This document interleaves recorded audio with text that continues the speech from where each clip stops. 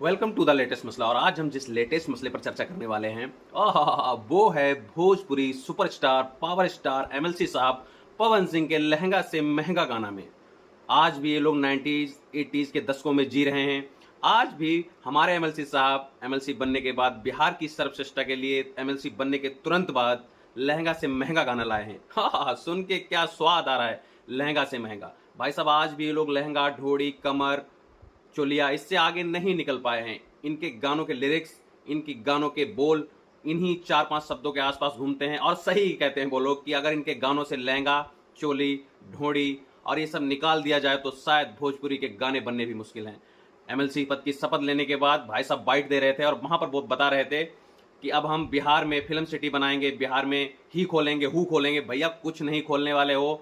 तुम केवल अपने स्वाद के लिए, अपने आप को आगे बढ़ाने के लिए बार बार जनता को ऐसे झांसे देते रहो। कुछ दिन पहले तक भोजपुरी गानों का लेवल थोड़ा उठा था, जब मगैया जवान या उन जैसे लोग तुमको रेलते थे अश्लील और गंदे गाने गाने पर, लेकिन उस टाइम तुमको रिलाई का फर्क भी पड़ता था।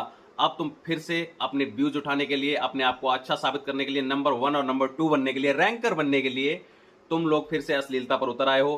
तुम्हारे गाने की शुरुआत होती है एक एक हीरोइन को तुमने रेत में दफना रखा है और बीच रेत में तुम राजसी कुर्सी पर बैठे हुए हो। भाई साहब एमएलसी बनने के बाद कोई भक्ति का गाना निकाल दिया होता, कोई ढंग का गाना निकाल दिया होता जिसमें इमोशनल फीलिंग होती। हर गाने में कट्टा तमंचा, साला 2-2 कौड़ी के लोग, हाफ कट तुमने उनका स्वेटर पहना के, और उन जाहिलों की भी पूरा शरीर ओपन है, और 90s 80s के दौर वाले गाने लेके आ रहे हो जिन गानों को सुनना भी कोई अब पसंद नहीं करता।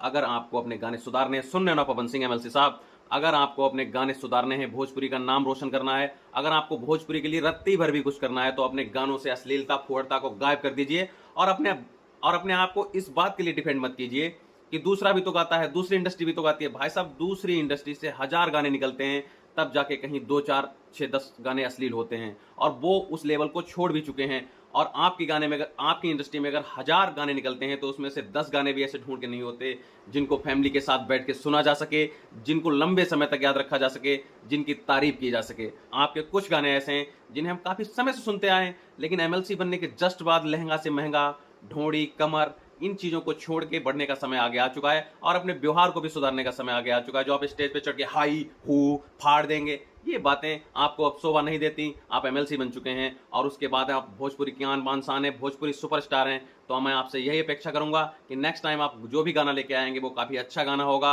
और एक गाने का लेवल होगा। इस गाने का मैं कोई लेवल, इस गाने की कड़ी निंदा करता हूं। मैं आपसे यही अपेक्षा करूंगा और अन्य भोजपुरी सुपरस्टार से भी यही अपेक्षा करूंगा कि आप लोग ऐसे गाने लाना बंद कर दीजिए और गाने वो लाइए जिनमें फीलिंग्स हो, जिनको लोग सुन के आपकी इंडस्ट्री की तरफ आकर्षित हों और भोजपुरी का नाम ऊपर उठे। आप फिल्म सिटी मत बनाइए, आप कोई इंफ्रास्ट्रक्चर मत लगाइए, आप केवल एक काम कीजिए, आप अपने गानों में सुधार कीजिए, अपने लेवल में सुधार कीजिए। आपकी इंडस्ट्री, आपके लोग खुद ब खुद आगे बढ़ जाएंगे। और जैसे साउथ की भाषा यहाँ पर ना समझते हुए भी लोग साउथ की इंडस्ट्री की तरफ देखते हैं, वैसे ही एक दिन आपकी भोजपुरी इंडस्ट्री की तरफ लोग देखेंगे। लेकिन उसके लिए आपको ढोड़ी चोली और कमर लहंगा से आगे निकलना पड़ेगा, आगे की बात करनी पड़ेगी। वही घिसे पिटे शब्द, वही घिसे पिटे गाने एक बार, 1000 बार, 1 लाख बार सुन सुन के ऑडियंस भी पगला चुकी है और आपकी इंडस्ट्री का मजाक ही उड़ाया जा रहा है। इसलिए मेरी आपसे हाथ जोड़कर विनती है कि आप ये गाना लाना बंद कर दीजिए और पब्लिक के लिए और पब्लिक की भलाई के लिए गाने लाइए और काम करिए, क्योंकि अब आप एमएलसी भी बन चुके हैं। धन्यवाद।